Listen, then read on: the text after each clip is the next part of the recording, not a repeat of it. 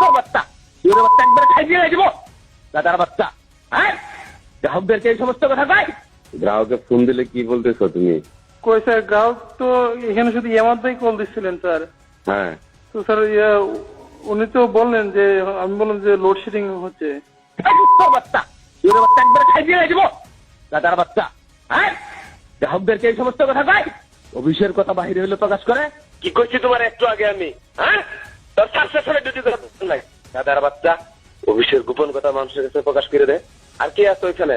Mobile দে, তোর duty করার দরকার নাই। স্যার আর কেউ নাই এখন। দাদার বাচ্চা লুটসেট দেয়, এই কথা হইলো গ্রাহক হইলো ফোন করে কয়। লাইন চালু কর তুই, তোর লুটসেট করার দরকার নাই। লাইন চালু করে জানা, তুই লাইন চালু করে আমার জানা। স্যার লাইন চালু হয়েছে। তুই কইতে পারছ না যে ফিরার কি সমস্যা হয়েছে দেখতেছি? সে যেরকমই চালাক হোক, তুই এই কথা কবি কি কারণে?